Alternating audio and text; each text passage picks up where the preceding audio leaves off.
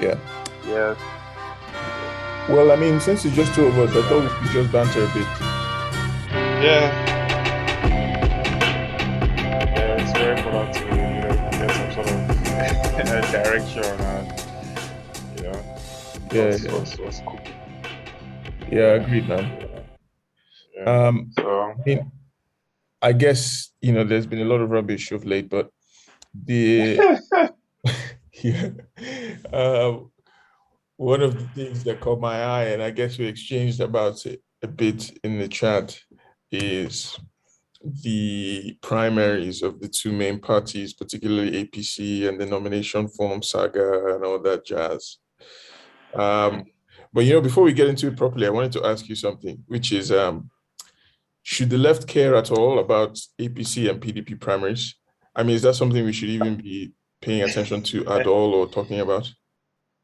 I think they should care because it is seeming like they're the dominant party, and at this point in time, they might be the ones offering who the potential leader of the country is going to be. Like they should care. At least you should know the nature of who wants to come and make your life miserable for the next 4 years. So, and how you can better organize against them. So they should care, if not for anything. For that.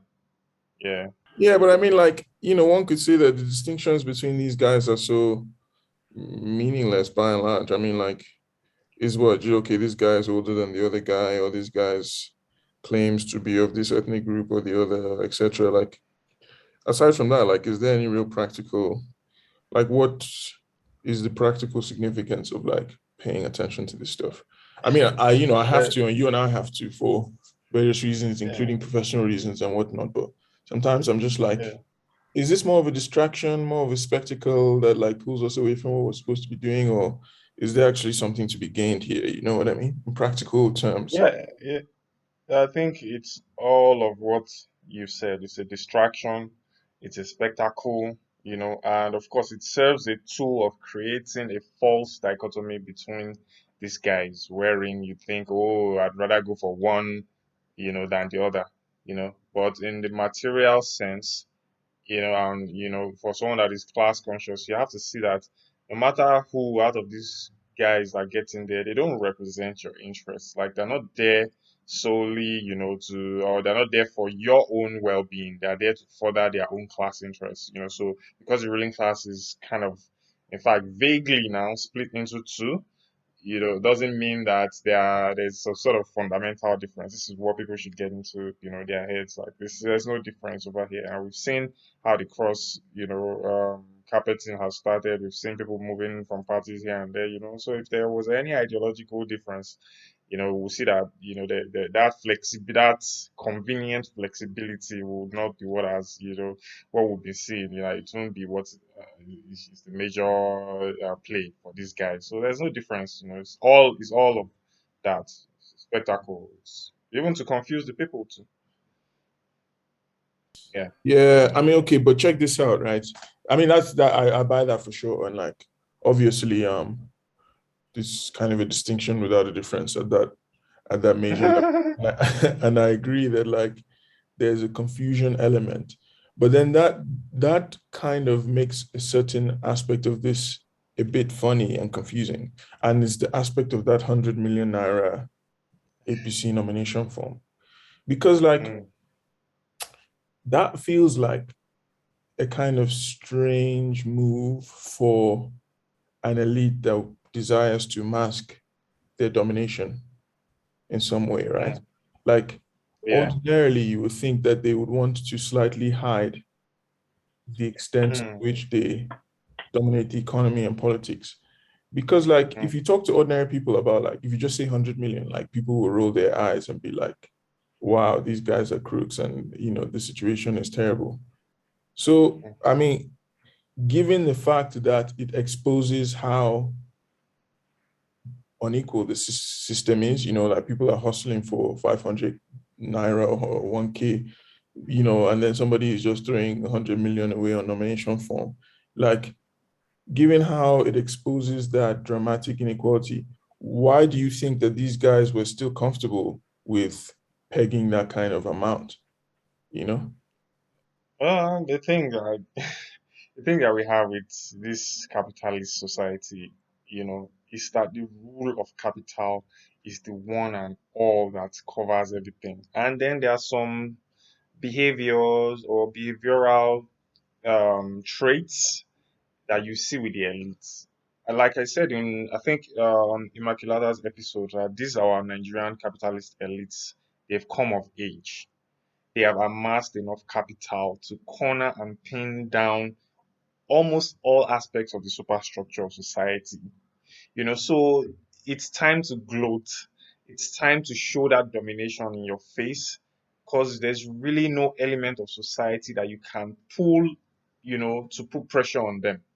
So is it the AGF that wants to contest? Like the highest aspect of law is in there with them. The people in the military in there with them. The people, even the aristocratic trade unions, they are there slumbering.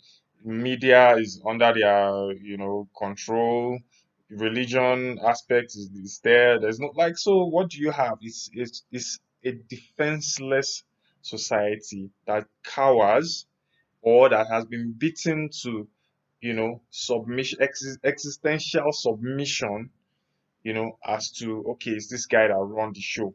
And then what you're seeing is just the tug of one moneyed interest against, the other to show and prove to you that yeah, this electoral space as one more part of the superstructure is a part that we've dominated. And one, you're not going to consider or think about any candidate that doesn't even have money. Two, we are going to use this money to exclude anybody. Like this is a factor now. It's a real factor that the bourgeois elites, these capitalist elites, have woven into the political system, political fiber of this country. That if you don't have billions, you shouldn't come near any form of political, game or political, like voting, all this kind of shit. So this is what they've achieved. This is what they've been able to do to exclude people, from politics, the common people, like if I have an initiative that's to forward, carry forward my people and all that. If I don't have billions, then I can't even, jump into the ring with you guys. This is what they've done. And this is why we keep encouraging people to be class conscious because this, as you've explained, is a sign of their dominance. They don't hide it anymore. They don't hide it anymore. That's sort of my point, is that like in a sense, no one can escape being class conscious when the ruling parties declare that their nomination form is 100 million. Because suddenly you think of your own bank account and you're like, come on, I'm gonna have to work for how many hundreds of years? As Before a, getting this harm meal. yeah, it's like Okada rider or corn seller Yeah, to get that kind of yeah, 100 million, right? Like, if you yeah. just talk to any Uber driver and you just say 100 million, right? Like I say, they'll roll their eyes Mm. because it's So just like it confronts you immediately with the stark division between the people who are ruling us and us. yeah, but the thing is, this difference isn't properly brought home, and Yeah. people don't. They see it. This difference. They see it from an idealistic standpoint. Like, okay, this is what it is. These people are, they are above us. This is how they've Yeah. been. This is how things has been ordained. There's nothing we can do. In other parts of the country, maybe the north is more, chronic. In the Mm, south, there's this. Oh, it's just okay. Let's just take it like that. We're not too troublesome. That kind of shit.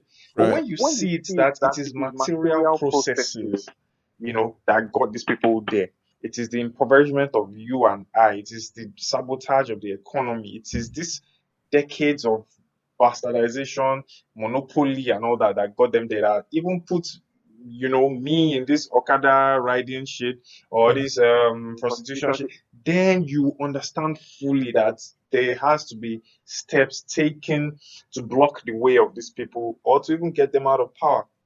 That kind of thing. But Yeah. what happens on the flip side is there's the idealistic acceptance of this shit. Mm, So we just complain about the difference. Oh, it's this it's this rich people, this what this what they do, this, yeah, yeah. In fact, some will yeah. even be amazed by but it's the commonwealth of the people that has made them into these monsters now, and politics and power feed off themselves. Like there's a Mhm. two-way interaction line between politics and power. You want to control the politics so you can give you access to politics and power and money.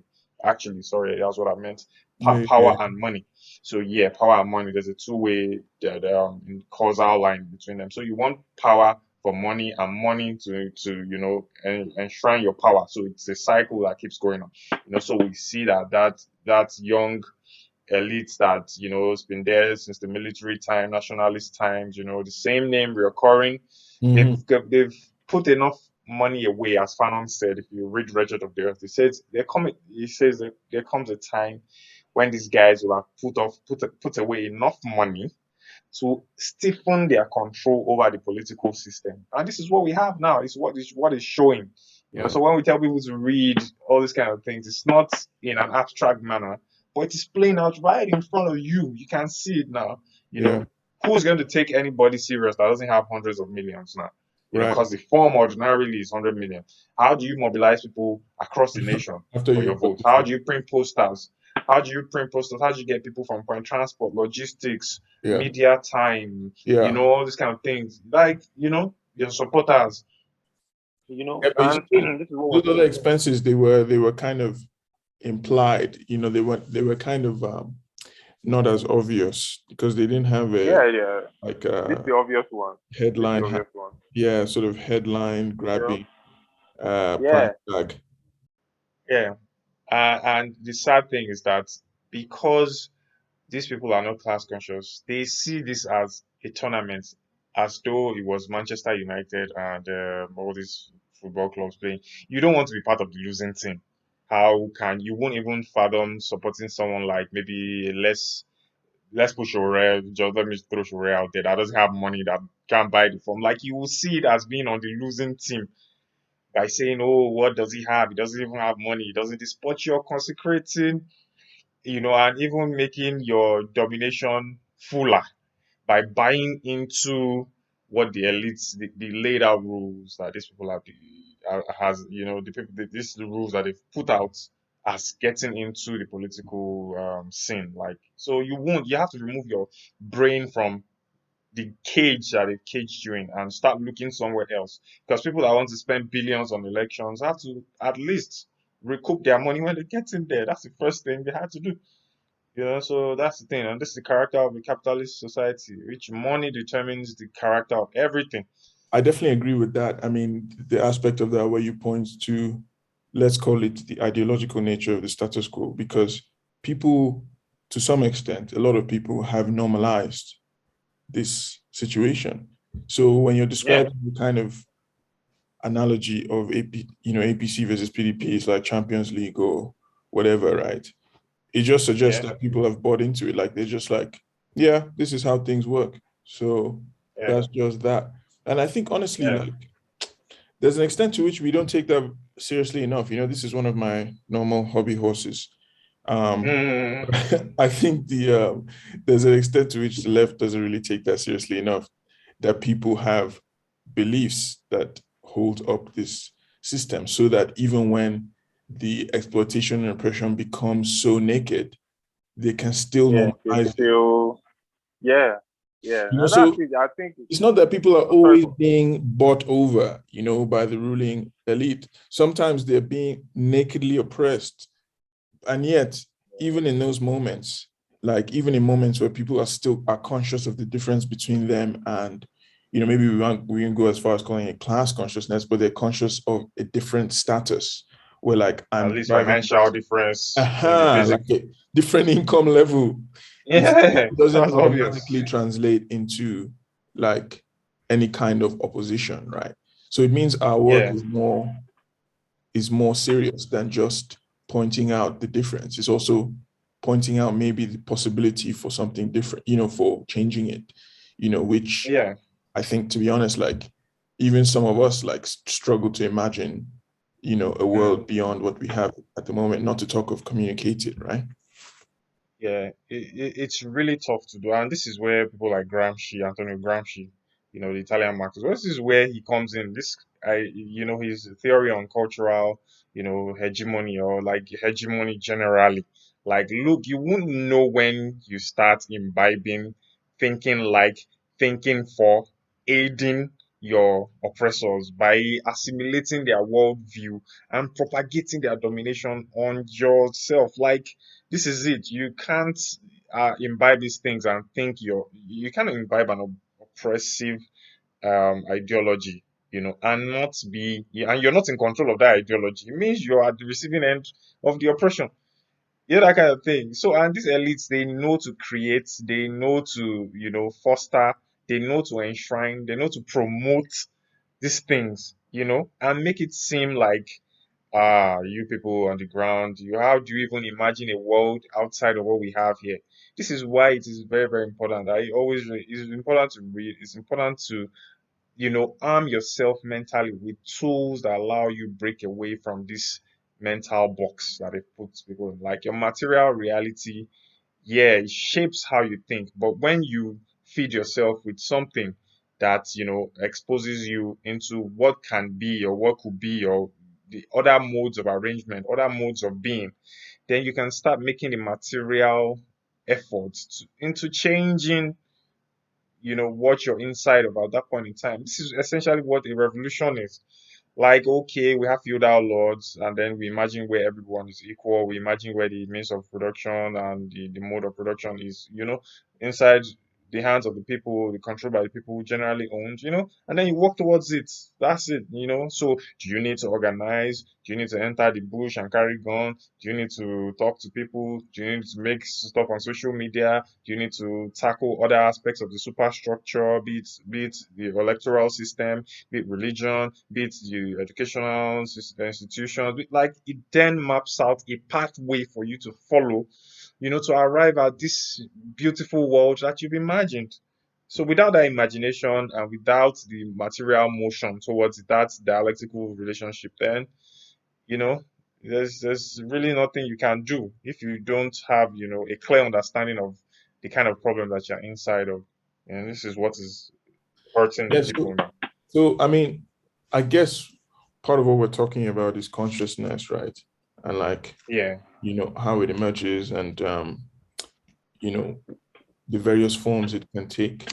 And I mean, yeah. to pose the question in a slightly maybe a revisionist uh direction, like would you say that is could one then say that class consciousness is not sufficient for like, you know, even if it's necessary, it's not enough in its own to trigger some kind of social change if the consciousness is also of the inevitability of class, So if you like read the newspaper and you see this 100 million and you're like, wow, these guys completely control everything, and you're like, well, that just means there's nothing I can do.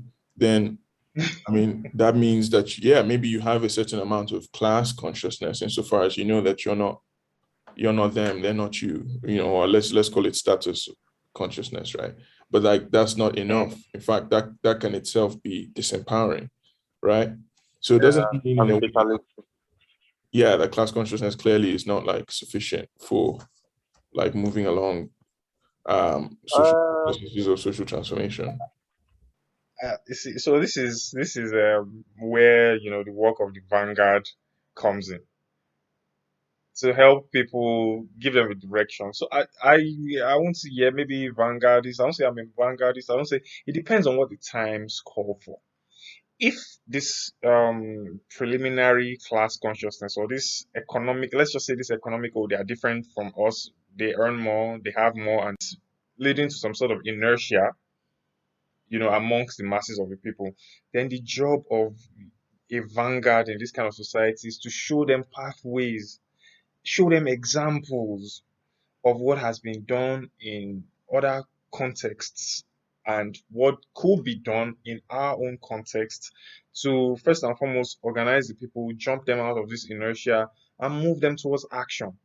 It might be a gradual process, but once you're able to wake the people up, chart a course for them, show them the pathway, like this revolutionary consciousness is like a compass, I'd say, that leads you to, making material moves to achievement of the goals that you want. So, if there needs to be a vanguard, if there needs to be an educational program, if there needs to be, a reorientation of even the left itself, to look for how to, you know, best mobilize and organize the people, then there'll be room for a change, which would jolt the people out of this fatalistic and hands up in the air type of admission that they can't do anything. That's once again the idealistic way of viewing things, that we have to help them jump out of, if we want, any form of progress. Because yeah, the contradictions of this society will gnaw, it will gnaw at, your being, it will gnaw at your consciousness, it will gnaw at your pockets, it will gnaw at, it will eat you up if you're not careful, and one can only imagine what's doing to, really poor people, people that hawk on the streets and all that. So they just want to get the next cobble to get by.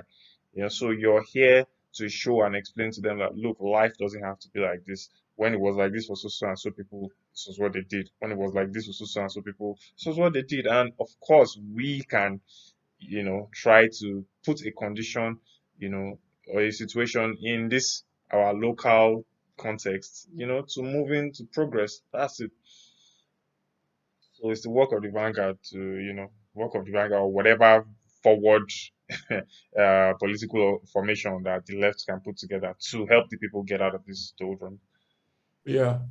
Yeah, but do you see that happening at the moment vis-a-vis this command, Ah, just or just in general? I mean, I know this is terrain that we've covered before, but I wonder if yeah. you've observed any kinds of changes since our last reflection on this subject.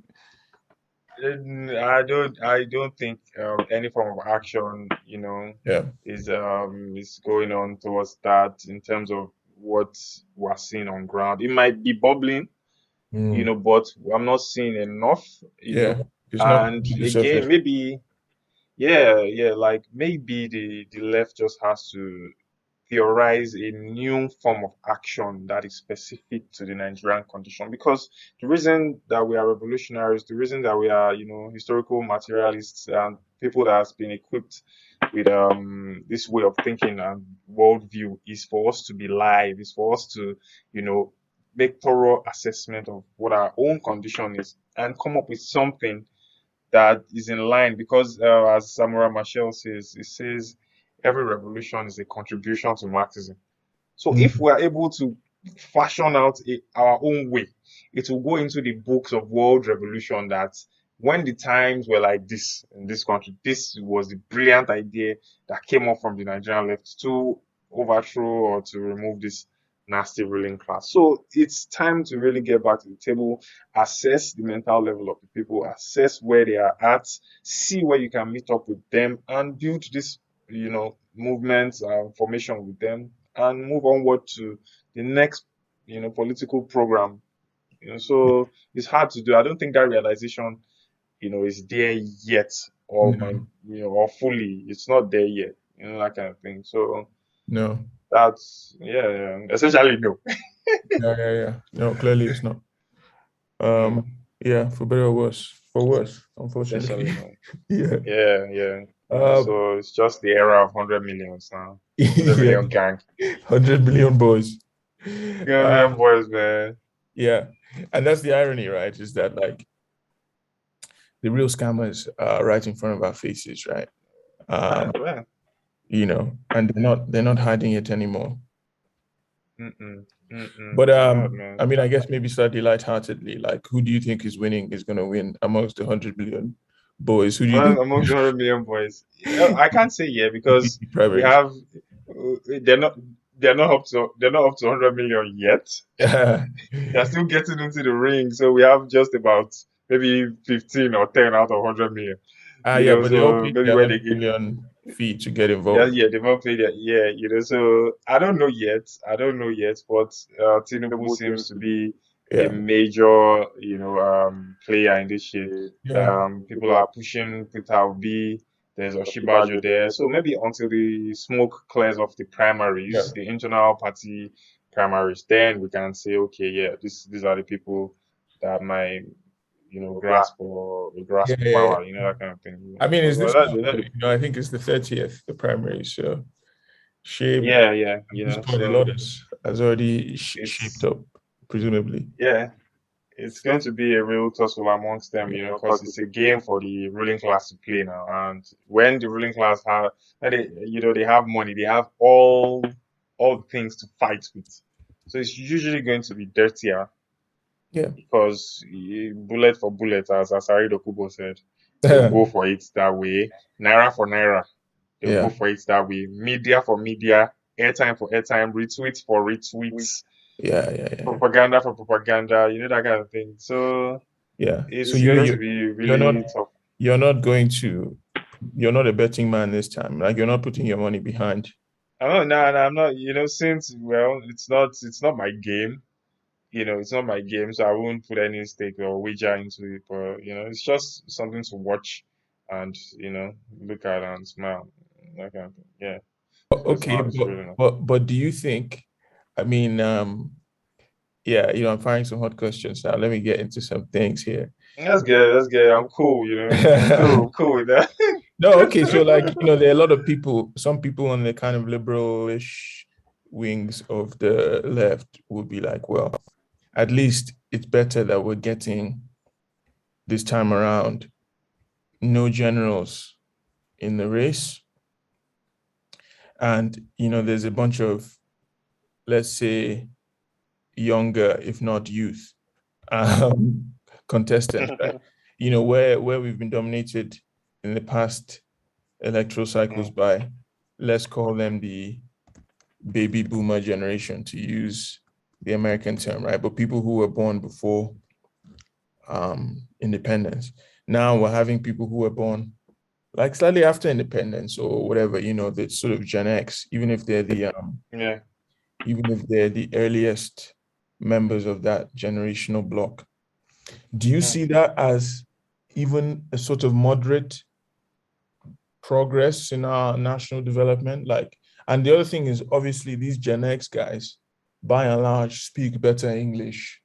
See someone yeah. like Simbajo, like, clearly not an idiot, right? Like clearly, like can has a certain command of of grammar. Webster's dictionary. Yeah. Exactly. Yeah. People like Fire Oxford. with doctorates or whatever, yeah, kings. Um, But who again?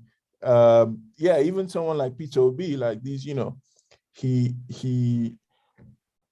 you'll hear some people say that, during his time in Anambra, like as governor, he had some sort of basic grasp of how to encourage the market to grow to some extent. He was like kind of had the basic um economic understanding, um, to not embarrass people in how he talked about statistics or whatever. mm, And I guess maybe that translated into some policy outcomes from the perspective of creating an enabling environment for business or this sort of thing.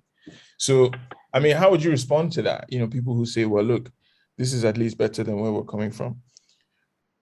well, these things are mechanical, or like the wheels of life just keeps moving and moving. But how do you shape those wheels? How do you turn those wheels? That kind of thing. Like these guys that were the early guys, they'll die off, and new younger people without any form of, you know, addition, or they will come in. So when it's the aspect of age, it's really not a marker for me. I'd rather have an old man, at least that can function, that has revolutionary ideals, that understands, the intricacies of this our society, and that's able to do the radical things that we need to do, and to uncouple Nigeria from a lot of all the nonsense, that's inside of, to allow room for progress, than a young person that's imbibed, an oppressive mentality, and a mentality that, or an ideology that, is to further enslave the people, further privatize things, further, you know, put the masses, in a position where they're not able to even have any good things, in life. So it's not about the age for me. Neither is it about the amount of degrees that you had. Like it's not about the amount of degrees that you had. We have revolutionaries, the best people to read. Like you see, because of a grasp of history, dialectics, all those kind of. They come up with, pertinent and much needed, historically needed things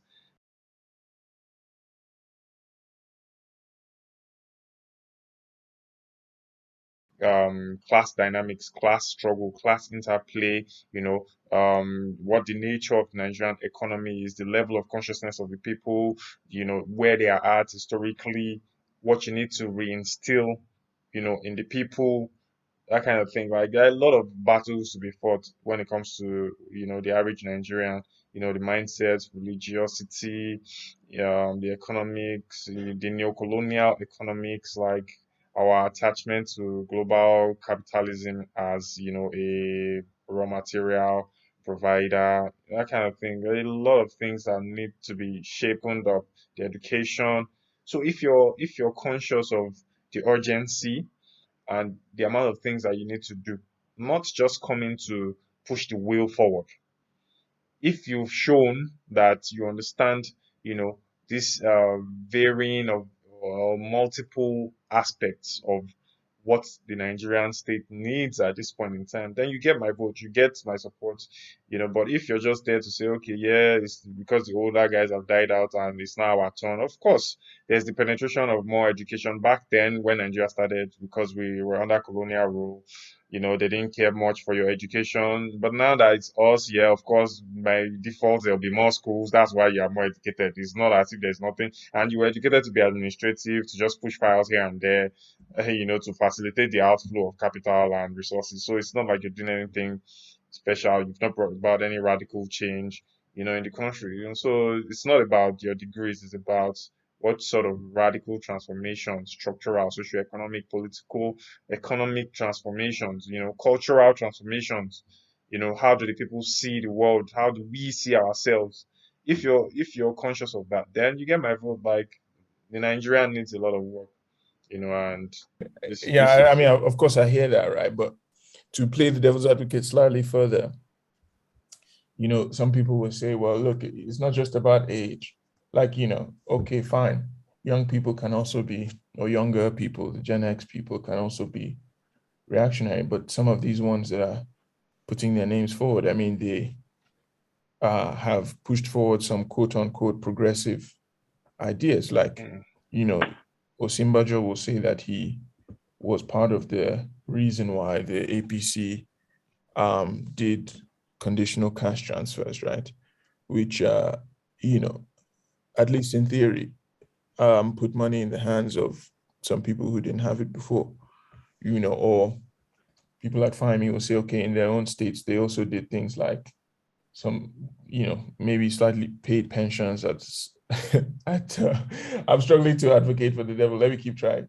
They paid pensions on time, or, they did like uh, various kinds of social security for the elderly or whatever, and that they want to bring this to the federal level. In fact, I mean, I saw an interview with Fahmy when he was declaring that he was running, where he said that he's actually going to try to increase taxation on the wealthy, you know?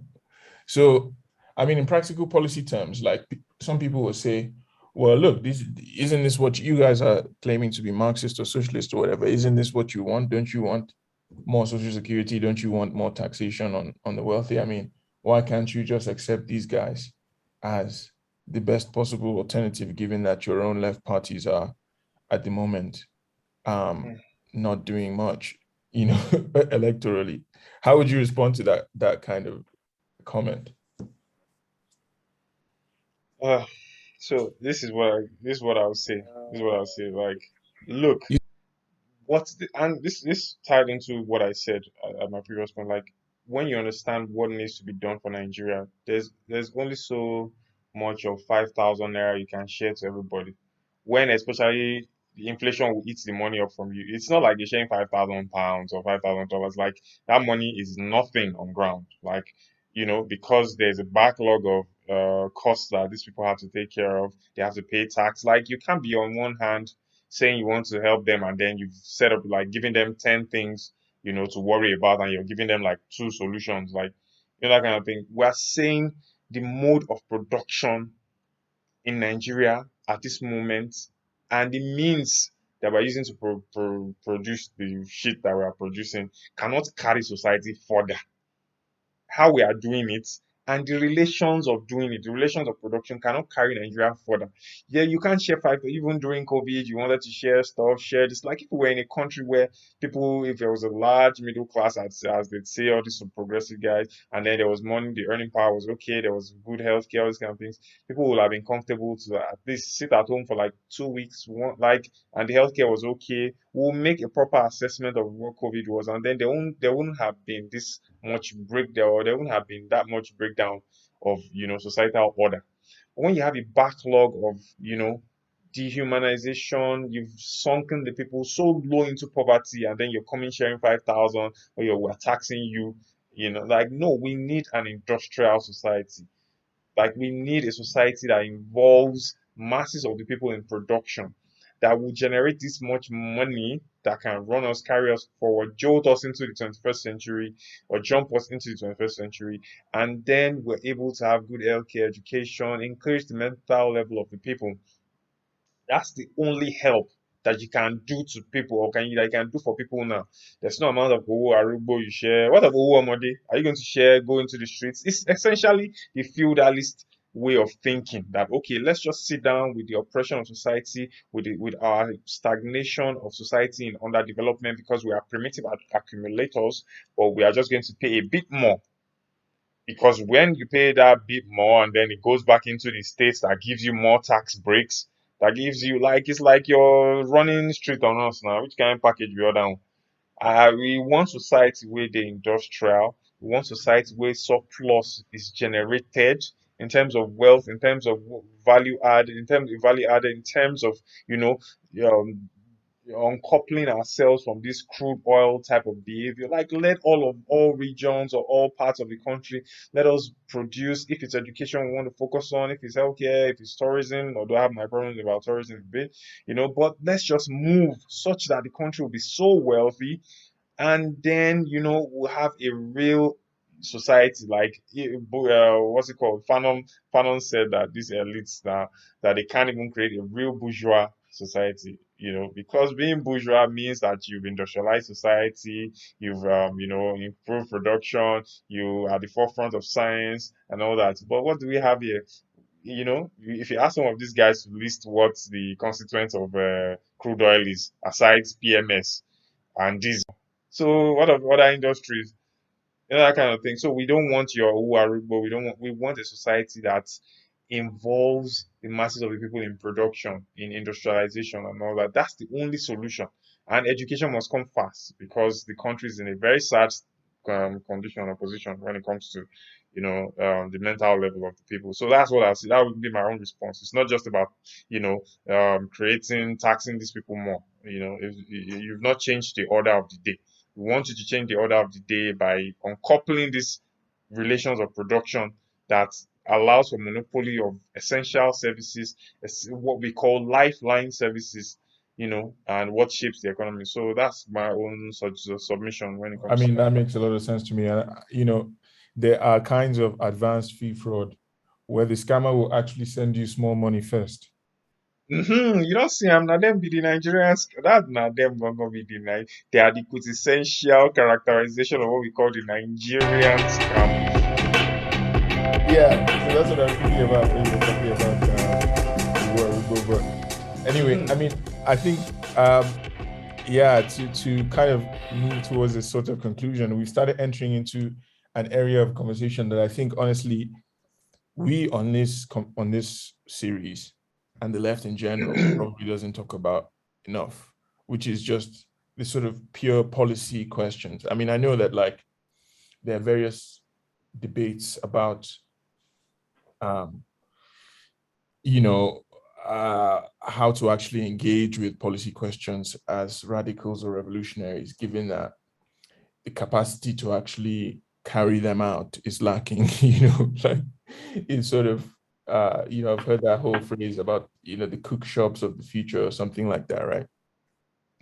Hmm. Um, so there are limitations in our capacity to actually carry this stuff out. So some people say, well, what's the point of having a conversation? But I think it's probably still worth, in the process of trying to imagine what the world could be like, putting ourselves in the shoes of, or putting ourselves, at least hypothetically, in like positions of power and trying to imagine what we would do. And one of the things you've continued to bring up in this conversation and previous conversations is this question of industrialization, right? Mm, So let me pose a couple of questions about industrialization, and like how you think it would work in a kind of future context where the people are in power in some respect, and then just sort of see what you think before we wrap up.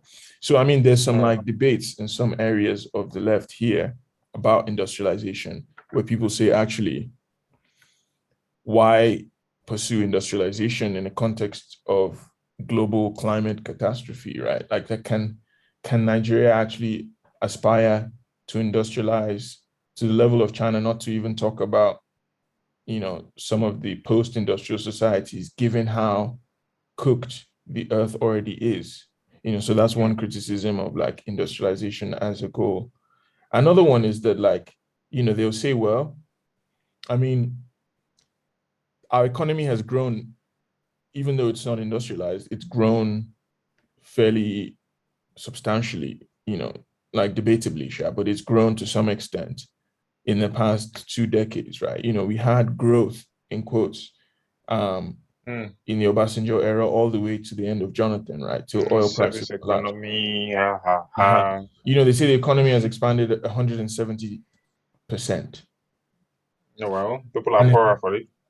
so that's the thing. So the critics of industrialization will say just the production of more wealth does not necessarily lead to redistribution. Like we could have industrialization and people would still be even poorer, right? Yeah. So, I mean, those are the two kinds of criticisms I hear on some segments of the slightly more environmentally um, prioritizing left, if we want to call them that, Mm, against industrialization as a plank that mm. the left pursues in Nigeria.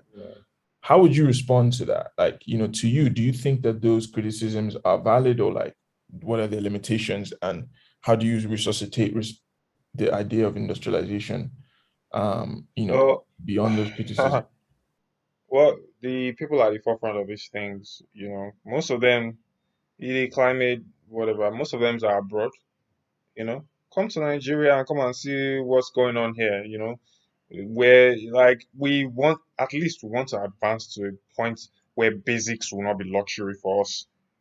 Whatever that is, like whatever that is, that's it. That's what we want, how do you justify where kids don't have access to the basics, no healthcare, nothing? We need to get society to that point. However, there are cleaner technologies that have evolved.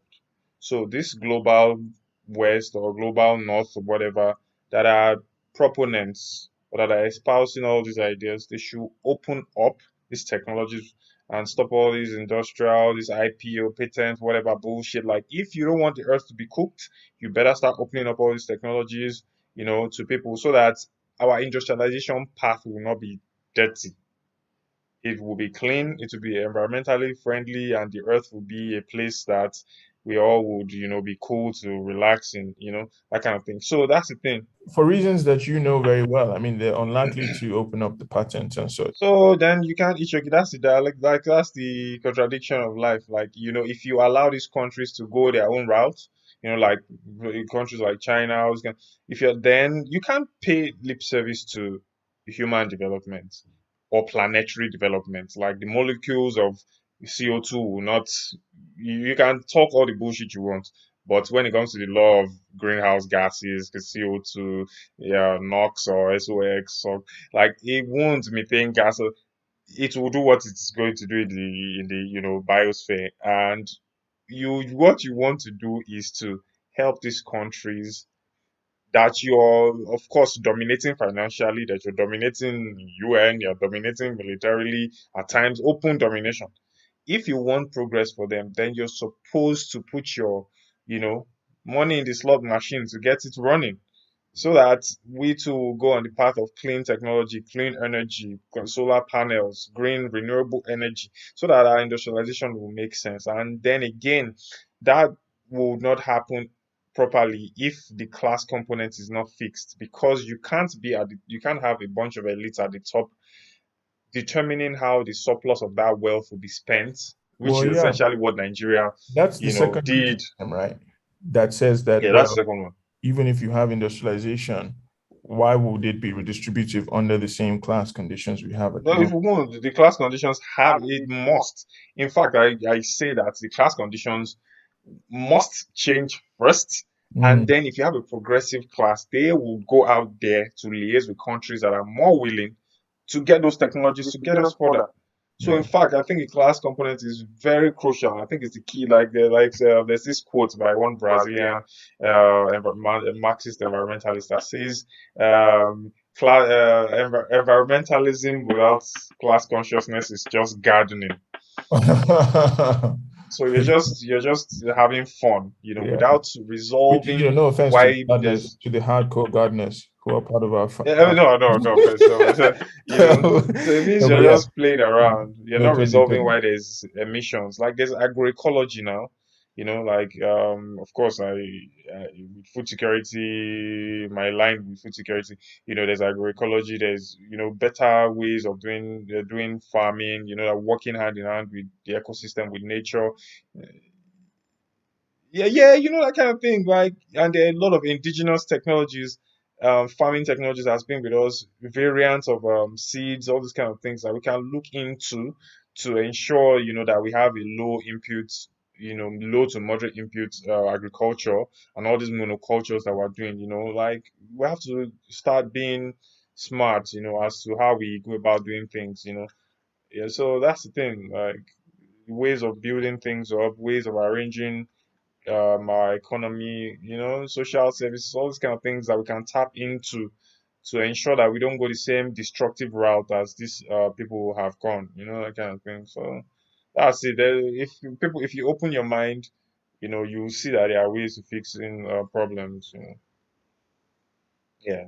So that's what Yeah, I think. okay. So what do you make of the take that says, as things currently stand, we already have enough resources to do substantial redistribution if the class forces were aligned such that that was possible, like that we wouldn't necessarily even have to, like, you know, um, let's say reorganize the productive forces. Like we could just do redistribution with the resources that we currently have, expropriate the Alicos and the Uh, Femi of the world, it, and you it, know, it won't lead to any long-term development. It will just create more barbaric, formations because it will seem as if, okay, we're just taking and then redistributing. Then what happens? Like wealth has to lead into material improvements, then material improvement lead to wealth, then wealth to material improvements. At the end of the day is a point where we have to get to more leisure time, doing the things that are characteristically more human, like not a point of just self-perpetuation or just surviving. You know, People are getting to stage whereby you have to use less time in the more productivity per unit time, I'd say, that kind of thing. So we have to be productive because what's going to be the function of graduating a petrochemical engineer where what you just do is dig the oil and sell it? What's the function of that petrochemical engineer?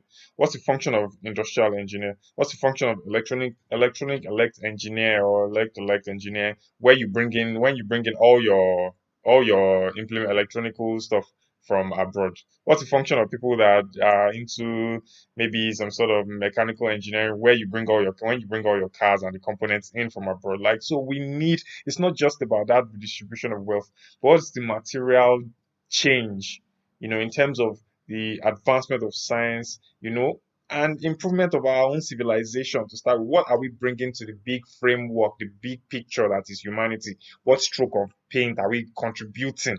We've done that with, the Nile civilization. We've done that with big civilizations, back then, centuries ago. Now that the world has changed and then, the historical evolution has been disrupted by colonialism and now neocolonialism, we're frozen into a point of, like we've ossified into just freezing and not contributing.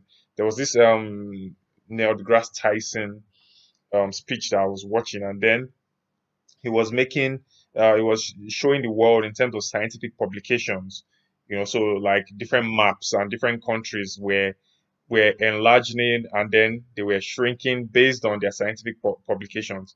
And then he forwarded into 50 years or 20 years. China got bigger, Japan bigger, America shrunk, Africa was nothing on that map. And forwarding it into 50 years, it shrunk even further into not more nothingness. So that's sad. Like, Yeah, well, because they would have Western institutions would have done more affirmative action and hired more Africans in the spirit of decolonization. So we'll go and contribute to their own scientific see, progress. so that's the thing. Like, we Based on the we current need trends. to, yeah, you see that's what they did. That's what they did based on their own Western stuff. But imagine where a revolution comes in and puts us back on that trajectory of development, of contributing to humanity. It necessarily doesn't have to even be in all the scientific line and all that. It might be human interaction because Africa is really rich in terms of, human interaction, social interaction. Of course, even in the scientific line, there are new things waiting to be discovered, new Nobel Prizes to be won, new scientific pathways to chart, that kind of thing. So if we get on the stage and do what we have to do and contribute to humanity on our own terms and in the right conditions, you see that, come on, man, a lot of these discoveries, a lot of these new fields that are being explored and new scientific achievements, they are done by Africans, Nigerians abroad. So it's possible to do that over here, like, so there's really nothing. We shouldn't have that inferiority complex in our mind that, oh, we can't do anything. I always liken this current arrangement of the world as like a train coach. In front, that's the Western world, that feels like they can be driving the train as the coach, or what they call these people that ride the train, captain or whatever. They are the ones in front. Anywhere they go, they want the rest of the coach, the ones at the back, to keep on following them.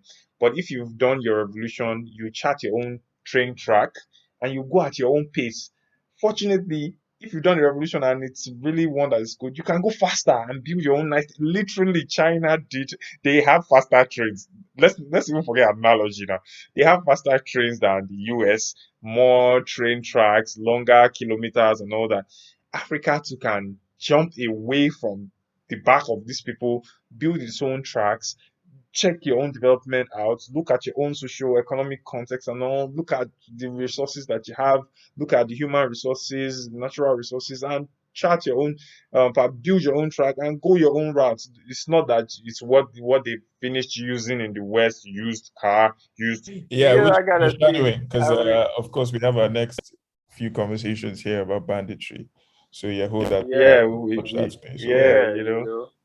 yeah, yeah. So I feel Africa can do a lot, and there's room only if we fix what is standing in the way of this actualization. So that's what I feel. I hope I answered your question.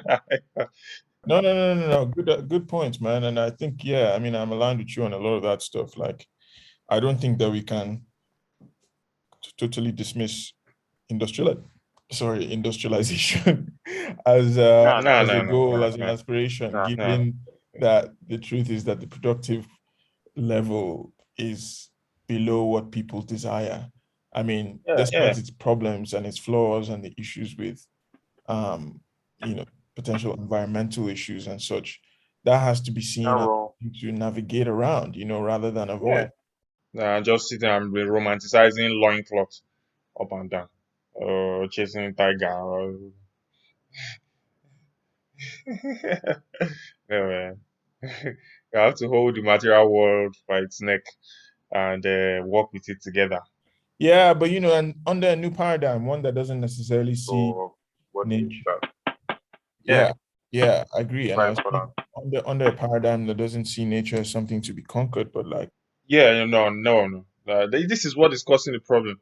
Like, nature is sleeping for that. When I use the word hold it by its neck, I didn't mean to conquer it. I mean it's to, like, in a loving, in a right, loving manner, right, because right, right, the right. the Oh, okay. the Right, in a yeah, the BDSM idea. type way, no wahala. Yeah, I Oh, see what no, you no, no. mean. you know, the agricultural paradigm of, monocultures and all this, agriculture that just wipes off diversity. We've seen that it's led to more pests, super diseases, low productivity per acreage, all these kind of things. So we've seen, yeah. And there's this beautiful Engels quote that talks about domination of nature and all that. I really can't remember it, but the summary is that if you feel you've dominated nature, it comes back to bite you in the ass. That's just it. People should check that quote out. It's on, maybe if I have the link or something, I'll send, so it's really well worded, you know. So that's the thing. We have to work together. That's the essence of agroecology, ecological adaptations, adapting to climate change in ways that, you won't put more greenhouse gases in the air, all these kind of things. Really essential, man, for the African mind to open up and to really, really get busy. Yeah. Nice. Well, look, I mean, Yeah. we've been talking for about an hour. I know you have to run. And I get, Yeah, starting out on a slightly pessimistic 100 million boys note, it's yeah. probably not a bad place to end on a slightly more forward-looking, So it's future-oriented note. revolutionary optimism. Indeed, it's critical at our times. And Yeah, no, I mean, it's something I think we should probably explore more in the future, like the future, because yeah, it's something that yeah, in theory the left is supposed to be oriented by and like inspired by and seeking to shape. But there's a way in which, in the context of like this sense of climate apocalypse and without any obvious alternative political pathways presenting themselves, the future has often seemed a bit bleak. But I think actually yeah, sitting down and trying to imagine um, what a alternative future could look like is like one of our tasks. Yeah, and it gives us the mental capacity and the tools to physically go at it. So that's probably that's where we started from, imagining the world, and yeah. So that's the thing. It's really important. That thing is really important. Yeah, Really nice one. important. So more of Yeah, that soon. yeah, yeah. yeah, yeah. Cool, So man. yeah, Well, yeah. Maybe we I should suppose we can end it we there. should we We should, should should wrap wrap it it up. up, right? Yeah, yeah, yeah. Yeah, yeah. Right, So man. when to pause my recording. Good chat. Yeah, yeah. Nice. Okay. I'll stop it actually.